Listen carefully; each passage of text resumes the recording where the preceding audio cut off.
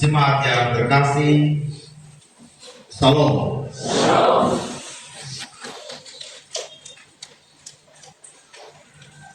Narasi yang kita baca hari ini adalah narasi yang sangat kontroversial. Dan kontroversial yang dialami oleh narasi ini memang dampak yang tidak mudah ketika penulis menguraikan bagaimana perjalanan Kejadian 25 sampai Kejadian 50 itu dipenuhi oleh berbagai macam cerita konflik. Persoalan bagaimana keluarga Yakub ini benar-benar ada dalam pembentukan Allah. Narasi ini menceritakan bagaimana keluarga Ishak dan Ribka yang memiliki dua anak kembar. Yang pertama adalah Esau dan yang kedua adalah Yakub. Pertumbuhan kedua anak ini sangat berbeda jauh. Esau suka berburu, Yakub suka di rumah aja. Tidak suka nongkrong di tanah. Suatu ketika Esau sangat lapar. Yakub sedang masak sup kacang merah. Kelaparan yang dialami oleh Esau akhirnya melampaukan apa yang seharusnya itu menjadi miliknya, yaitu hak kesulitan. Di budaya Timur Tengah, dan itu juga yang kita rasakan juga di Indonesia dalam budaya Nusantara. Apa yang menjadi keistimewaan dari hak kesulungan itu buat anak sulung? Yang pertama, ada hak ganda di dalam warisan itu. Yang pertama, berbicara tentang berkat materi, bahwa anak sulung menerima 2 kali lipat dari anak lainnya tentang harta orang tua, harta warisan. Secara materi itu sangat menguntungkan. Hal yang kedua juga yang diterima oleh seorang anak sulung adalah hak kepemimpinan, bahwa kepala keluarga dari suku setelah ayahnya meninggal adalah anak sulung. Dia memiliki otoritas, dia memiliki kuasa, dia memiliki kepemimpinan, dia punya hak untuk itu. Dan yang paling utama adalah bahwa berkat perjanjian itu terjadi dalam kehidupan anak sulung. Itu dalam budaya, dalam kebiasaan yang terjadi saat ini. Tetapi dalam kedekatannya dengan budaya, dengan keseharian, ternyata Esau tidak mampu untuk menjaga itu, hanya karena materi, hanya karena masalah terus lapar. Orang lapar, bapak mama prioritasnya satu saja, yaitu apa? Di kafe itu musik mau dia indah bagaimanapun juga, kalau lagi lapar tidak masuk. Itu tidak apa-apa ya. Di bis dia mau menyanyi itu lagu dari sini lewat juga, tapi kalau buka warung sepanjang jalan ya, kalau buka warung bapak ya, mereka juga dari sini saya, mereka bilang gitu ya. Mau sepanjang jalan jangan. Musik itu tidak enak. Mau naik mobil, mau naik pesawat, lux bagaimanapun juga, tapi kalau memang kita mabuk dan pusing tidak akan jalan. Jadi Bapak Ibu bisa bayangkan situasi emosional dari Esau pulang dari padang sedang lapar. Saudara, yang saya butuh saat ini bukan Tuhan kesulitan. Yang saya butuh adalah apa? Rumah. Yang saya butuh adalah soal materi, soal hari ini. Yang saat itu kasih karunia itu kayaknya nggak begitu amat buat saya. Itu yang ada dalam benak Esau. Dan Yakub memanfaatkan situasi itu. Dan hak kesulungan itu ada dalam dirinya. Pertanyaannya adalah, yang ada dalam pikiran kita, di pikiran kita, kalau begitu kenapa Tuhan pilih aku? Kan begitu akhirnya. Berarti kasih karunia itu bisa ditipu-tipu. Ini kan suka nakal kita ya, memanfaatkan teks gitu ya. Yakub itu tipu sama dengan Bapak dan Raja. Kita tipu sama orang tua, gitu ya. Sertifikat tangan saya, gitu kan ya. Sama aja ya. Sertifikat tangan saya pegang, kan gitu ya. bingung. Mau milih yang mana? Mau milih yang sedang perut yang lapar atau memilih hapus rumah ini yang sudah belum jelas nih dari bapak mamanya dan kisah dari ini. Sebagai Esau prioritasnya itu. Tetapi bagi Tuhan bukan karena Yakub tipu. Kita baca baik-baik ya. Bukan karena Yakub tipu lalu dia dapat. Bukan. Tetapi Tuhan sedang menepati janjinya untuk memberikan berkat kepada anak Yakub dan anak yang berdesau, yaitu anak Ishak dan Ribka, yaitu Yakub dan Esau. Dan berkat itu Tuhan tepati, dia berikan kepada Ishak, kepada Yakub melalui Ishak. Jadi yang saya mau katakan bahwa seberapa manusia mau menipu, seberapa satu manusia mau ingin merekayasa sesuatu, tapi bagi Tuhan berkat janji itu harus tetap. Dan dia lakukan itu. Dan pertanyaannya, apakah kemudian ketika Tuhan berikan kepada Yakub, lalu kemudian dia ujian demi ujian diberikan Tuhan kepada Yakub. Esau diberikan ujian dan sama Tuhan diberikan melalui kelaparan. Yakub lebih panjang cerita. Kejadian 25 sampai kejadian 50 itu menceritakan bagaimana dinamika keluarga Yakub tentang menjaga hak keturunan. Dia pergi ke pamannya Laban, dia juga kena tipu di sana. Diuji lagi 14 tahun untuk mendapatkan rakyat. Yakub, Laban kasih Lea sama Yakub, tapi Yakub tidak cinta sama Lea. Yakub cinta itu sama Rahel. Di jalan dia harus berhadapan dengan Esau lagi ketika pulang ke tanah. Pergolakan yang dialami oleh Yakub bukanlah cerita yang biasa, tetapi akhirnya menjadi sebuah perjuangan bagaimana menjaga keturunan itu agar benar-benar utuh dalam kehidupan Yusuf. Dia sudah punya anak juga 12 orang, 13 orang dengan perempuan itu Dina. Ada ujian baru. Anak-anaknya lagi penuh dengan pergolakan.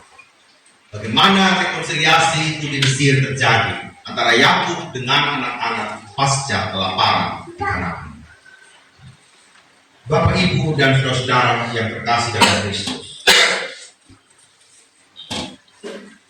apa yang ingin dikatakan oleh Tuhan dalam perjalanan narasi kita hari ini? Yang pertama, jangan menjual yang kau untuk yang sementara. Sekali lagi, jangan menjual yang kau untuk yang sementara. Esau gambaran kita. Seringkali kita jual integritas kita. Seringkali kita jual seluruh perjuangan iman kita. Kita datang di gereja, kita mengaku percaya sih, kita bertahan di dalam badai hidup, kita rajin ikut PA. Jemaat ini sudah bertumbuh bukan saja 10 tahun, tetapi berpuluh-puluh tahun. Orang tua kita benar-benar membereskan ini Manupara ini bukan 1-2 hari, betul tidak Bapak? Ya. Dari tanah lumpur menjadi tanah yang baik, menjadi pertumbuhan yang baik bagi generasi kita hari ini. Menjadi sebuah kota yang menjadi pilihan orang-orang untuk tinggal hari ini. Manupara menjadi pilihan untuk orang-orang berkembang dan berbisnis hari ini. Manupara adalah tanah yang bisnis nomor 1 di kota ini. Pertanyaannya adalah, jangan karena sesuatu yang sementara kemudian saya dan Bapak Ibu menyangkali seluruh keselamatan yang ada di dalam.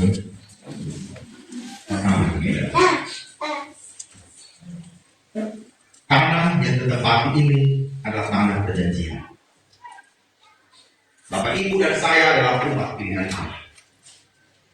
Tetapi jangan hanya karena kepentingan sesaat, keselamatan dan kasih karunia Allah itu kita sia-siakan. Seperti apa yang dikatakan oleh Nas Bedini. Jangan ada orang yang menyia-nyiakan kasih karunia Allah. Krisis boleh menghantam hidup ini. Sakit penyakit boleh menggerogoti tulang darah ini. Situasi menyerang kehidupan ekonomi kita. Betul Bapak ya? Mungkin kita hampir bangkrut, kita hampir hancur, kita nggak punya tabungan, kita ada utang dan segala macam. Tapi kasih karunia Allah itu tidak berbeda dari itu. Amin. Bapak harus yakin bahwa di tengah badai Tuhan tetap menjaga kita. Asalkan hati kita tetap terpaut kepada Allah. Maka sulungan mengalami penipuan dan rekayasa. Tapi Tuhan tidak tinggal dalam rekayasa itu dan membuat hidup Yakub melenggang. Itu tidak apa-apa. Tetapi Tuhan membuat Yakub akhirnya menyadari bukan tentang kesulungan itu, tapi yang paling utama adalah apa? Tentang Allah. Kemuliaan Allah dan Yakub itu terjadi di mana Bapak Ibu? Di Yakub ya. Ketika apa? Dia punya tulang apa itu? Tulang pahanya ya, terkelek. Di situ orang semua bilang itu dia ikan, nah dia kan ikan seperti itu ya. Tuhan, ternyata Engkau satu-satunya Tuhan. Dan namanya menjadi apa? Israel. Allah.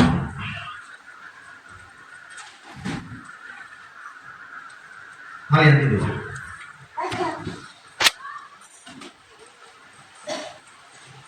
Tuhan tidak mengizinkan rencana kudus dirusak oleh manusia. Bapak Mama, Tuhan tidak mau janjinya itu dirusak oleh manusia itu sendiri. Pergolakan di antara keluarga Ishak dan Ribka itu terjadi, Bapak Mama. Ada terjadi pilih kasih antara Yakub dan Yusuf. Ada di sana. Ada penipuan yang terjadi di sana. Tetapi bagi Tuhan, hal-hal ini tidak menghalangi kasih karunia yang saya akan berikan kepada manusia. Karena apa? Semoga suara saya terdengar Bapak. Aku bisa lebih dekat sedikit atau bagaimana? Ya enggak ya?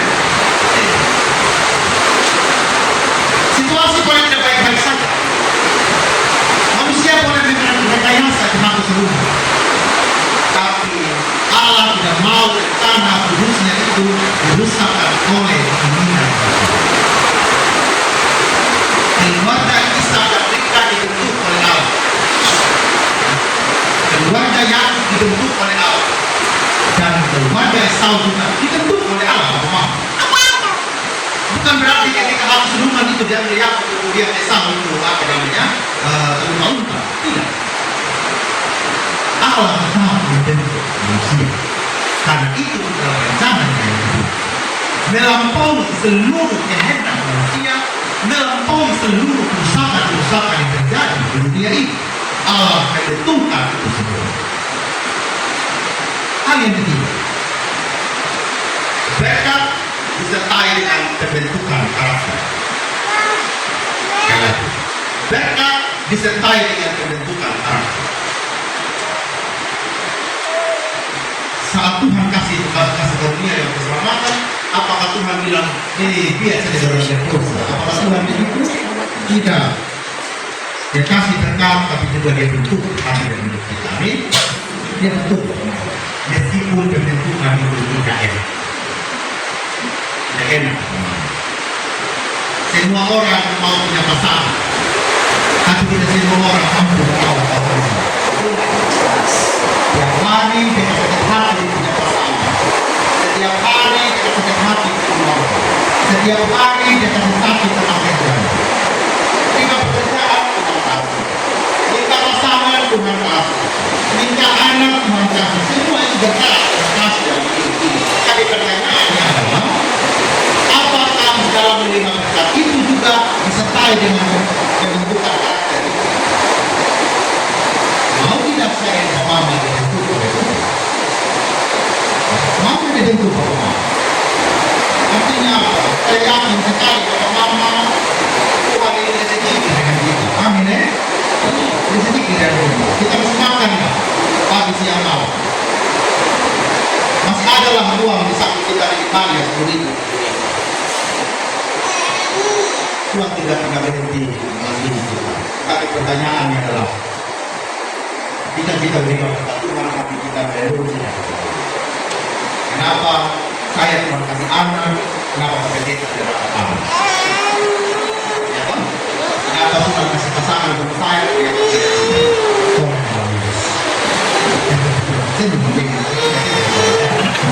kenapa orang lain dikasih rumah kok saya tengah mati ya? Saya harus kumpul lauk dulu, saya harus kumpul semen dulu, saya harus kumpul pasir dulu. Tapi Tuhan berproses, kawan-kawan. Ada yang tes PNS atau dulu, betul nggak? Maksudnya baru berapa tahun? 20 tahun ya? 10 tahun, sama baru sampai ini, 2 tahun. Ini semua harus sebagian itu. Tapi kata Tuhan ada toh. Om Adi sepanjang masa toh. Gitu kan? Om Adi juga ada bebas. Om Adi. Masing-masing kita ini dengan cara Tuhan. Tapi di balik itu Tuhan mau menyebut kebenaran. Bagaimana kesetiaan? Dan terakhir, hal kesulungan kita sekarang itu di mana? Mama? Di dalam Kristus. Karena memang tidak semua orang yang dapat hati seluruh. Setuju hanya seluruh setuju ya. Orang satu malah hanya sampai dapat ada bungsu ya. Ya toh, ada bungsu kadang-kadang yang dapat biasanya begitu. Tidak semua orang dapat hati seluruh. Tapi yang saya mau katakan dari firman Tuhan hari ini, hak keseluruhan kita hanya ada di dalam Kristus. Amin. Itulah kita mau apa saja. Tidak tergantung kepada materi, tidak tergantung kepada apa kata manusia, dan tergantung pada hak keberadaan Allah, hak mutlak Allah. Seperti yang dikatakan, sebagai teman-teman sekerja, kami menasihatkan kamu supaya jangan membuat menjadi sia-sia kasih karunia Allah yang telah kamu terima. Tuhan membuatkan kita sekali. Amin.